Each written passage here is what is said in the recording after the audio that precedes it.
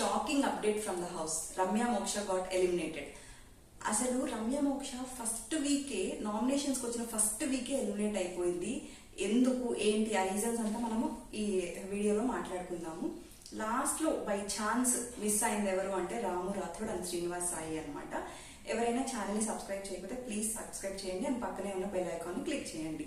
So ఇంకా మనం వీడియోలోకి వచ్చాము అంటే రేపు మనకి రమ్య మోక్ష ఎలిమినేట్ అయిపోతుంది అనమాట హౌస్ నుంచి. తను రావడమే చూసాము ఎంత ఫైర్ తో వచ్చిందో. అంటే ఇండివిజువల్ గేమ్ ఆడతాను, లైక్ ఈ బాండ్స్ అదంతా పెట్టుకోను, నేను గేమ్ కోసమే వచ్చాను అని ఒక టార్గెట్ పెట్టుకొని వచ్చి తనూజాని టార్గెట్ చేసింది. మేబీ తనూజ ఫ్యాన్స్ అందరూ అగేన్స్ట్ అయ్యారా? బికాస్ తనూజ మనకు తెలిసిన విషయమే ఓటింగ్స్ లో చాలా హైలో ఉందన్నమాట. ఏంటనేది తెలియదు కానీ, లేదా ఆడియన్స్ కి రమ్య మోక్ష గేమ్ కనిపించలేదా? రమ్య మోక్ష ఫిజికల్ టాస్క్లు ఆడిన దాంట్లో బాగా ఆడింది, కాకపోతే ఎంటర్టైన్మెంట్ యాంగిల్ ఎక్కడా లేదు. ప్లస్ బాండ్స్ బ్రేక్ చేసే క్రమంలో ఈవిడ కంటెంట్ ఇవ్వలేకపోతుంది అండ్ గేమ్ మీద ఫోకస్ చేయకుండా వీళ్ళ బాండ్స్ బ్రేక్ చేసే దాని మీద పెట్టుకుంది అనమాట. ఇంక మనం ఓటింగ్ అనాలిసిస్కి వచ్చాము అంటే తనూజ నిన్నటి వరకు టాప్ లో ఉందన్నమాట. 38% ఓటింగ్స్ తో. సీరియల్ ఫ్యాన్స్ కావచ్చు, అసలు తనూజకి ఇది మొత్తం సీరియల్ ఫ్యాన్ బేసా లేకపోతే ఆమె గేమ్ చూసి ఆడుతున్నారో మీకేమనిపించిందో కామెంట్ చేయండి. ఆర్మీ పవన్ కళ్యాణ్ ఏంటంటే ఫస్ట్ 2 వీక్స్ అంత గేమ్ లేదు, తర్వాత టాస్క్లు బాగా ఆడాడు, మళ్ళీ కొంచెం ప్యాంపరింగ్ జోన్ లోకి వెళ్ళాడు, మళ్ళీ అటు ఇటు కన్ఫ్యూజ్ అవుతున్నాడు అనమాట. ఇదంతా లేకుండా గేమ్ మీదే ఫోకస్ చేస్తే ఇలాగే ఫస్ట్ పొజిషన్ అండ్ టాప్ 5కి వెళ్ళే ఛాన్సెస్ కూడా ఉన్నాయి. సంజన గారు చూసుకున్నామంటే ఫస్ట్ 5 వీక్స్ ఆవిడకంటూ ఒక ఫ్యాన్ బేస్ ఏర్పరచుకుంది. బికాస్ ఆవిడ నాటినెస్ తో కావచ్చు, ఎంటర్టైన్మెంట్ చేయడం కానీ, అండ్ మనకు అందరూ చెప్పారు సంజన గారు లైక్ జెన్యూన్ గా ఉంటారు, నాట్ ఎ ఫేక్ పర్సన్ అనేసి. బట్ ఈ వీక్ ఆవిడ ఎప్పుడైతే ఆర్మీ పవన్ కళ్యాణ్ మీరు కనిపించట్లేదు, వైల్డ్ కార్డ్స్ తో ఉంటున్నారు అని చెప్పారు, అప్పటి నుంచి ఏంటంటే కంటెంట్ ఇవ్వడానికి ట్రై చేస్తున్నారు. మీకు ఎంతమంది కనిపించింది చెప్పండి ఆవిడ కంటెంట్ ఇవ్వడానికి ట్రై చేస్తున్నారు? బికాస్ పాయింట్లెస్ దాని దగ్గర ఊరికే తనూజ మీద పర్సనల్ అటాక్ చేయడం.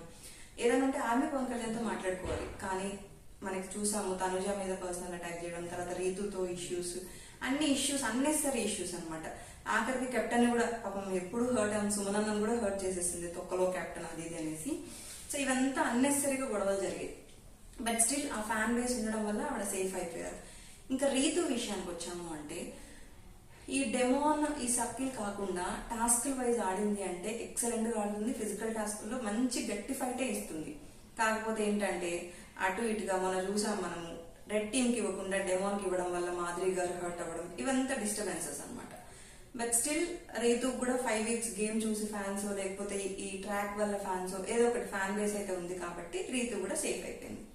ఇక దివ్య నిఖిత విషయానికి వస్తే తనకున్న బెనిఫిట్ ఏంటి అంటే వచ్చినప్పుడే స్ట్రైట్ ఫార్వర్డ్ గా మాట్లాడుతుంది అని ఒక మంచి పేరు తెచ్చుకుంది.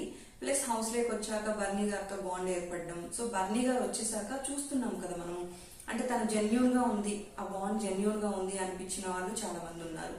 సో కాబట్టి బర్నీ గారు లేరు కాబట్టి బర్నీ గారి ఫ్యాన్స్ ఓట్స్ కూడా మనకి దివ్య నిఖిత పడే ఛాన్సెస్ ఉన్నాయి. ఎలాగైతే దివ్య నిఖిత కూడా సేఫ్ అయిపోయింది. ఇంకా శ్రీనివాస్ సాయి గారు లాస్ట్ వీక్ నామినేషన్స్ లో లేరు. ఈ వీక్ ఆయనకై ఆయన చేతులారా ఇమ్యూనిటీని యూజ్ చేసుకోకుండా ఆయన పోతే ఆయన దవ్వుకొని నామినేషన్స్ అంటే ఏదో ప్రూవ్ చేసుకోవాలని వచ్చాడు. బట్ లాస్ట్ ఛాన్స్ లో మిస్ అయ్యి ఏదో ఎలిమినేట్ అవ్వకుండా ఉన్నాడు అనమాట. బట్ చాలా డేంజర్ జోన్ లోనే ఉన్నాడు ఈ నిన్నటి ఓటింగ్స్ వరకు కూడా. బట్ స్టిల్ ఓకే సేఫ్ అయ్యాడు. అదే ఇన్ కేసు రమ్య ప్లేస్ లో శ్రీనివాస్ సాయి ఎలిమినేట్ అయ్యింటే ఆయనకి తర్వాత రిగ్రెట్ ఉంటుంది అనమాట. అంటే ఉన్న ఛాన్స్ నేను ఎందుకు యూటిలైజ్ చేసుకోలేదు అనేసి. అండ్ యాజ్ యూజువల్ గా మనకి ఆది గారు చెప్పినట్లు ఈ బ్యాక్ బిచ్చింగ్ ఇవంతా మానేసి కొంచెం గేమ్ మీద ఫోకస్ చేయి, నారదుల్లాగా అక్కడ మాటలు ఇక్కడ కాకుండా అట్లీస్ట్ ఈ వీక్ నుంచి ఇంత డేంజర్ జోన్ లోకి వచ్చి ఇబ్బంది పడ్డాడు కదా, మేబీ నెక్స్ట్ వీక్ గేమ్ ఏం మారుస్తాడో చూడాలి. ఇంకా రామరాథోడ్ విషయానికి వస్తే పాపం లాస్ట్ వీక్ రామరాథోడ్ని చాలా టెన్షన్ పెట్టేశారు. మేబీ ఈ ప్రెషర్ వల్ల ఏమో తెలియదు కానీ రామరాథోడ్ కొంచెం ఎక్కువ కనిపించలేదు అనమాట ఈ వీక్ టాస్క్ లో కానీ. అంటే ఉన్నాడు, ఏదో డైలాగ్ వదులుతున్నాడు, మళ్ళీ అది తుర్సని పడిపోవడం అలాగే జరుగుతుంది.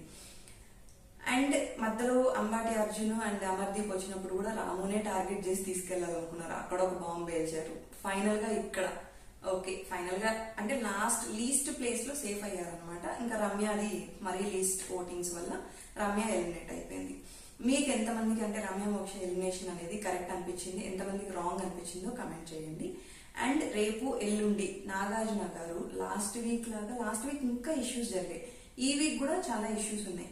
సో ఈ వీక్ కూడా వెన్నబూసినట్టే మాట్లాడతారా, లేకపోతే ఏమైనా వార్నింగ్స్ ఇస్తారా, అసలు ఏ విషయాల గురించి డిస్కస్ చేస్తారు? మనం ప్రతిరోజు చెప్పుకున్నాం కదా ఇది కరెక్ట్ కాదు అనేసి.